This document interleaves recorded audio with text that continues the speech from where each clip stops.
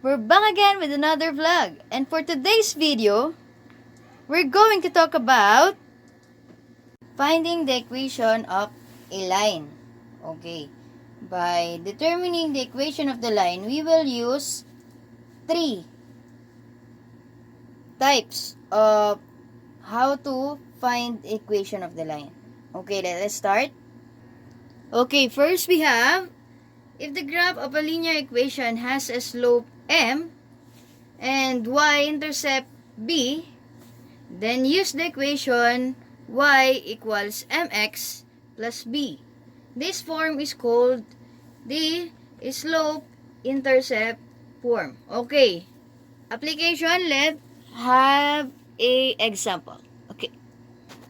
Okay, we have our first example for slope and y-intercept. Okay.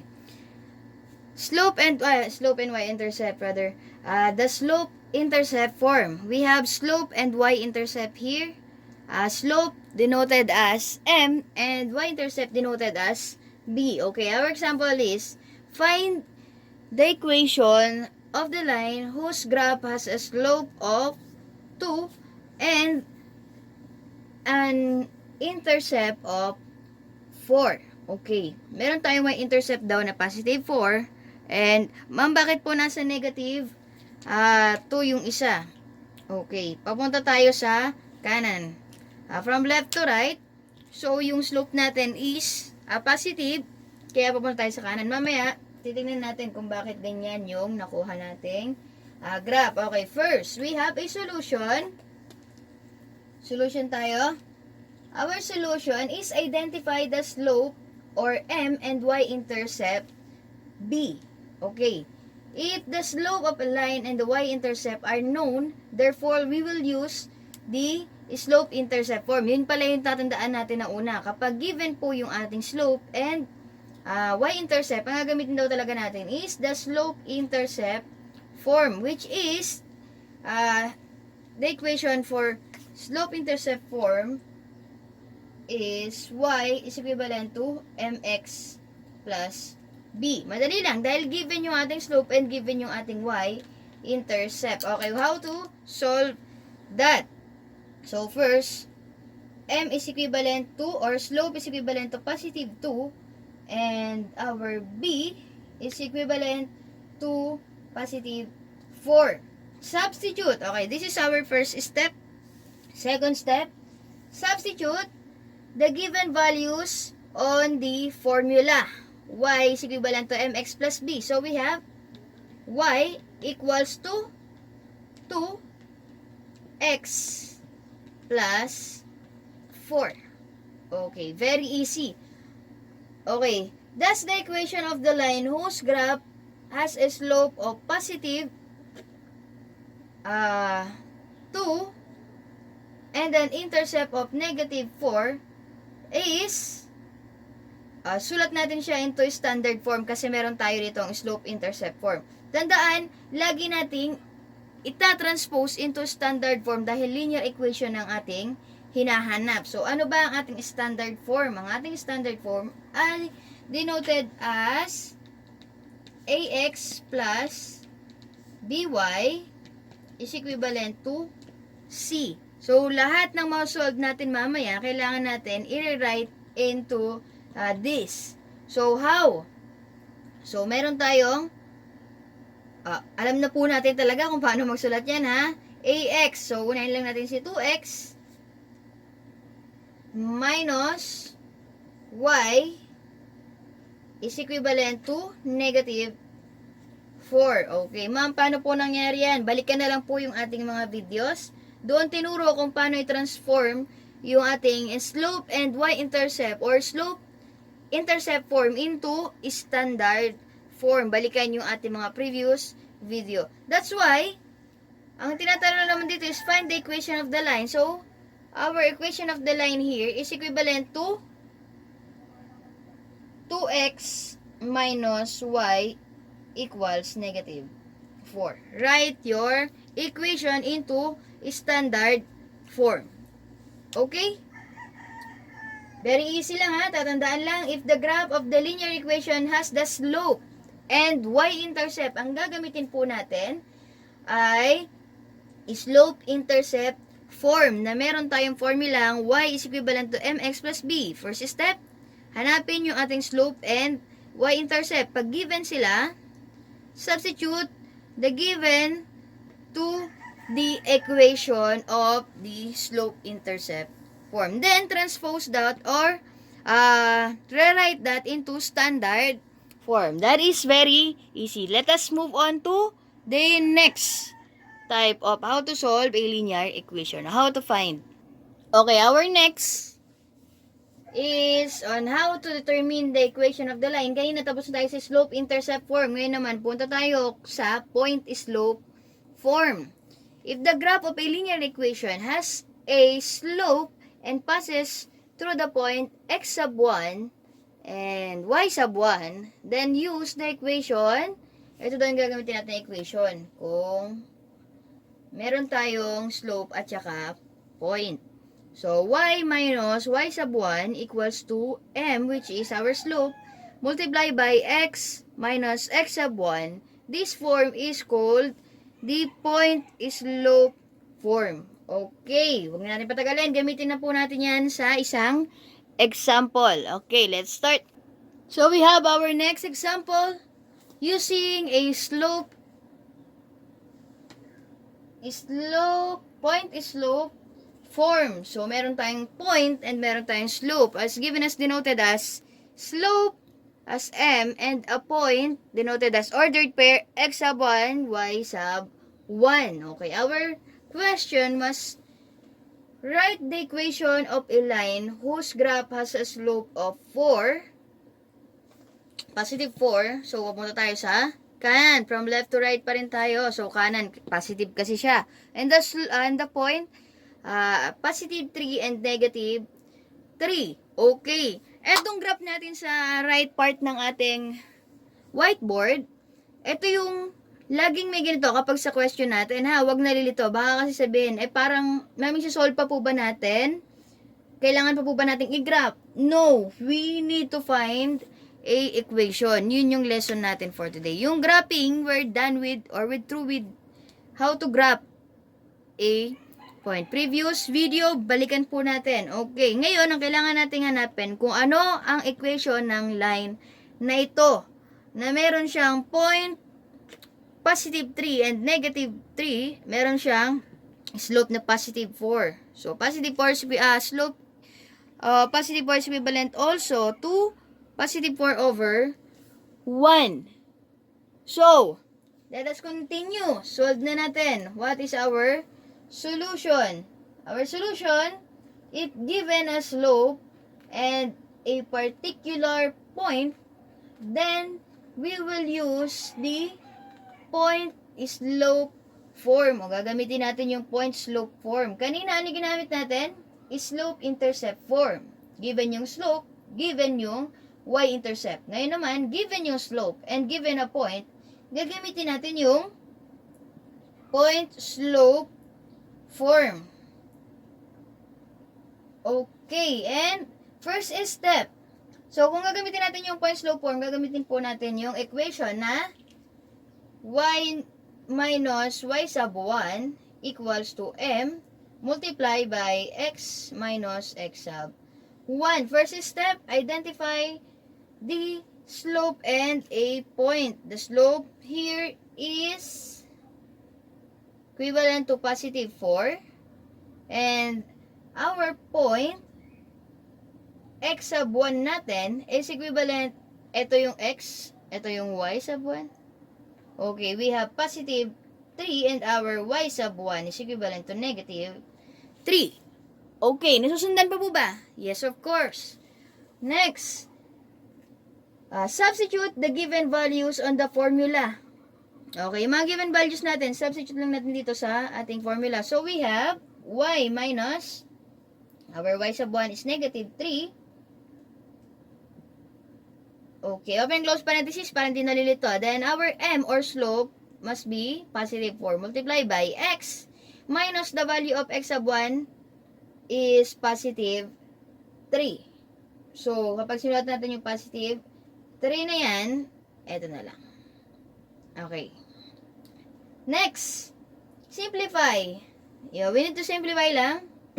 So, meron po tayong y is equivalent to minus, tas negative 3 will be positive 3 na. Equals to 4 multiply by x minus 3. Tatanggal natin open close parenthesis dyan.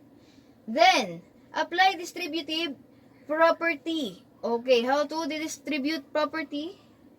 So, we have y plus 3 is equivalent, distribute natin si 4 sa loob. So, 4 times x, 4x, 4 times negative 3, we have negative 12. Then, apply addition property of equality. So, ano po yung addition property of equality? Kailangan kasi, mailipat natin siya sa slope-intercept. Kailangan mai-transform natin siya doon sa y is equivalent to mx plus b. Kasi lahat naman yung gagamitin natin is equivalent lagi doon. So, gagamitin natin yung y plus 3 minus 3 equivalent to 4x minus 12 minus 3, which this is y is equivalent to 4x minus 15. This is our slope-intercept form, yung y is equivalent to mx plus b. Okay, napunta na tayo doon.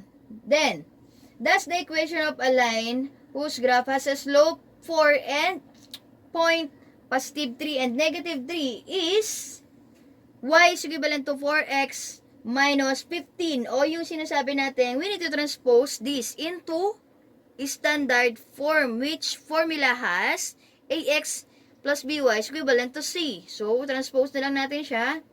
So, we have a negative 4x plus y is equivalent to negative 15. Ito yung standard form natin. Okay? In standard form, since we are translating the slope-intercept form into the standard form, a should be positive. So, kailangan maging positive ito. Okay ba? Multiply both sides by negative 1. Kasi pag standard form po, positive ang ating A natin dapat. Always. So, how to transform kapag multiply natin sila lahat, yung buong equation sa negative 1, magpapalit lang tayo ng mga signs. If this is pa negative, magiging positive lang siya. So, we have 4x. Kung itong positive, magiging negative lang siya. Minus y is equivalent to, kung negative siya, magiging positive lang siya. 15. Okay. Laging transform the equation into a standard form. Therefore, we have 4x minus y equals 15. Okay, we're through with slope-intercept form to standard form and point slope form. Meron tayong point, tandaan, kung mga given, meron tayong slope, ang gagamitin natin doon ay point slope form, then transpose that after you solve it to a standard form always. Therefore, this must be the equation. So, we have 4x minus y equals to positive 15. Ito yung equation ng ating graph. Okay, next. Okay, in finding an equation, last na tayo. Okay, yung last type kung paano tayo magsusolve or ma-determine yung equation of the line. If the graph of a linear equation passes through the points x sub 1 and x sub y and x sub 2, y sub 2, ibig sabihin, dalawa yung points natin o dalawa yung point natin. So, then use the equation. Ito yung gagamitin natin ngayong equation. Ayan, medyo mahaba. Pero madali lang po. Y minus y sub 1 equals to, naalala? Formula of the slope. Okay, how to get the slope? Y sub 2 minus y sub 1 all over x sub 2 minus x sub 1. Multiply by x minus x sub 1. This form is called, ang tawag naman po dito sa form na to is 2.5 form. Okay, para mabilis, punta na agad tayo sa example kung how to apply that form, 2-point form. So, in our last example, we have 2 points. Okay, using a 2-point form. So, find the equation of the line that passes through the points 2, 3, which is 2, 3, positive 2, and positive 3 in the y. Ito yon, yung point na yon. And 4, negative 2. So, positive 4, negative 2 sa y. So, ito yung point na yon. Okay? Approximately, tama-tama yung ating pagkakalagay ng graph or mga point dun sa ating Cartesian plane as shown on the graph. Ngayon, ang kailangan nating hanapin kung ano ang equation niyan using this form. Okay, gagamitin natin yung i-read tayo para 2 points point lang pala. 2-point form. Okay, solution. Since 2 points are given, 2, 3, and negative, and 4 and negative 2, then we will use 2-point form. Okay? May kita naman natin sa equation, sa example natin, kung ano hinahanap.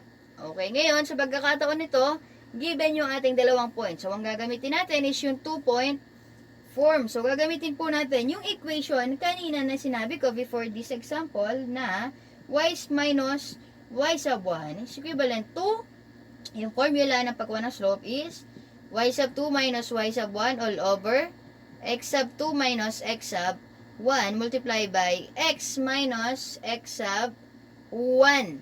Okay, malinaw na malinaw. First step, gaya ng mga step kanina, identify x sub 1, y sub 1, yung first nating point, then yung x sub 2 and y sub 2. Okay, given natin lahat dito sa gawin dito para makita natin agad-agad. So, ang ating x sub 1, pag binigay yung ating point, laging tatandaan po, yung ating x sub 1 is yung unang given natin. So, x sub 1 to, ito yung y sub 1. So, ito yung magiging x sub 2 natin, ito yung magiging y sub 2 natin. Okay? Kung ito yung unang binigay, yun ang magiging x sub 1, y sub 1. Pero dito sa example natin, 2 and positive 3, ito susundin natin. So, we have positive 2. Y sub 1 is equivalent to positive 3. X sub 2 is equivalent to positive 4. Y sub 2 is equivalent to negative 2. Ayon dun sa mga given sa ating problem. So, na-identify na natin, laging yan yung first step. Identify what is missing. So, or given. Substitute these values on the formula. After you identify, you need to substitute the answer. So, we have y minus y sub 1. Where's y sub 1? 3. Okay, para natin malito, open close parenthesis, is equivalent to y sub 2. Negative 2, open close, minus y sub 1, positive 3, all over x sub 2, which is positive 4, open and close pa rin tayo, minus x sub 1, positive 2, multiply by x minus x sub 1, positive 2. Okay. Okay, i-sure nyo po mabuti kung tama yung mga sinubstitute natin. Okay?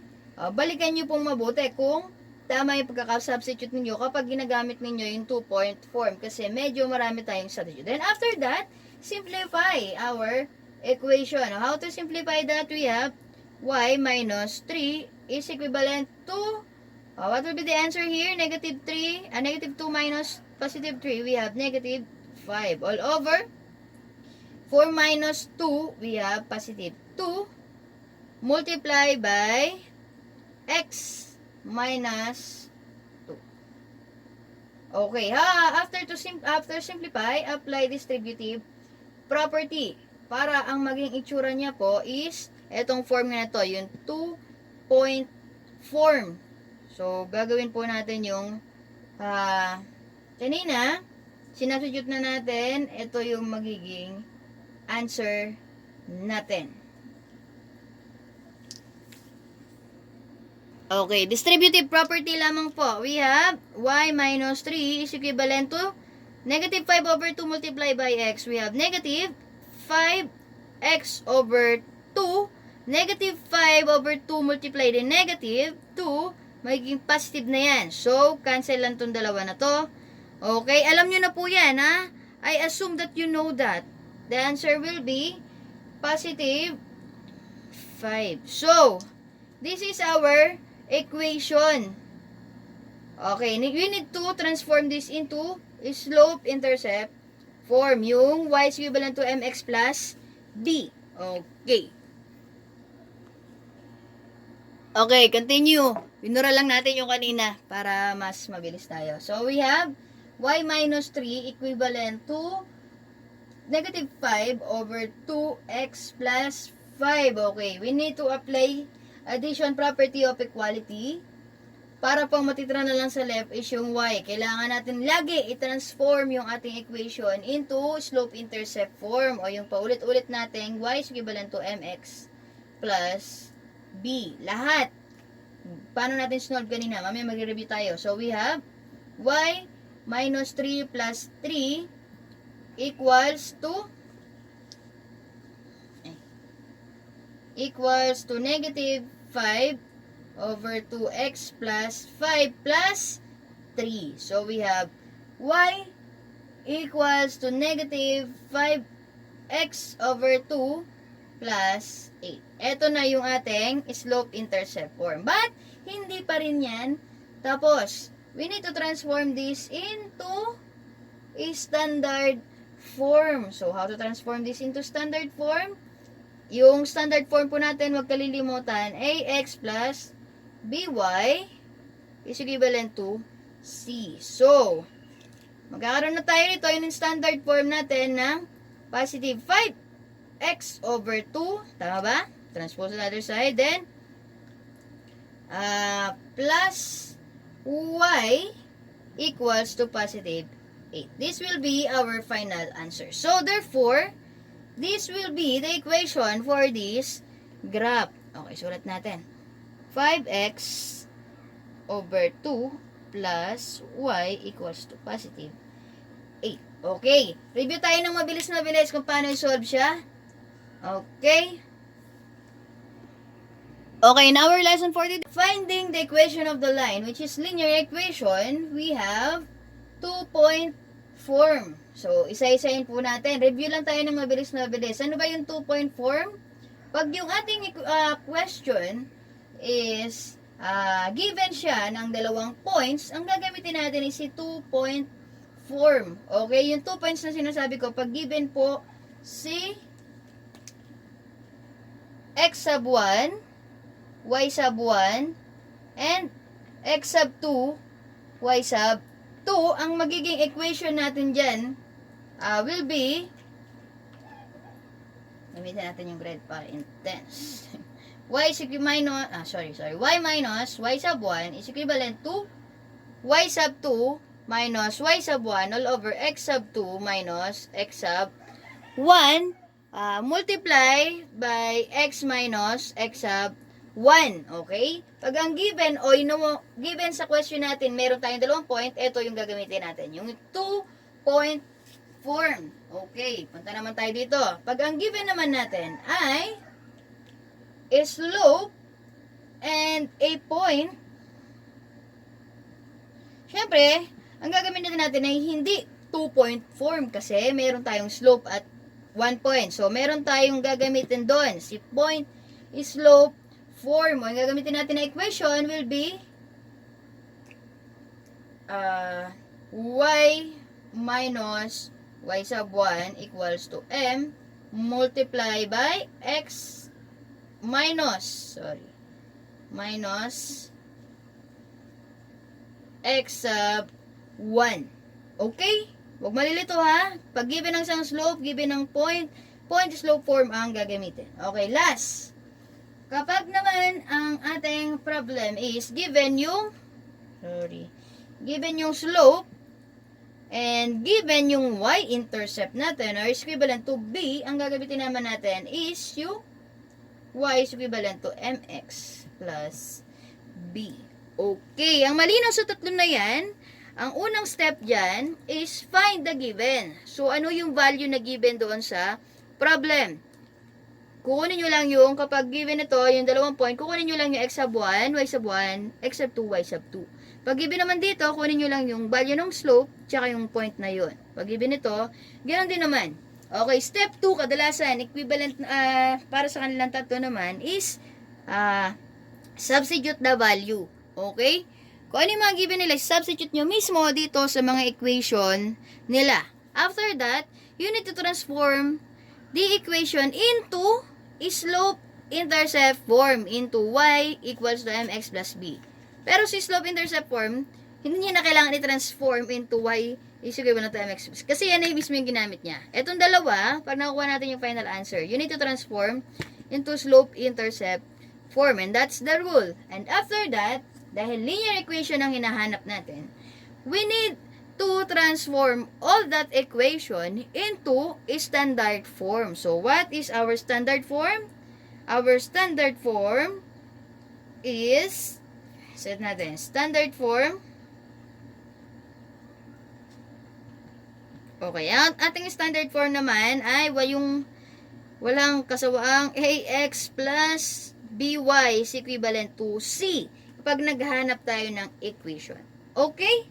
To summarize that all, madali lang. Basta ma-determine natin kung ano yung mga given at ano yung mga hinahanap. So, that is all for today. If you like this video, please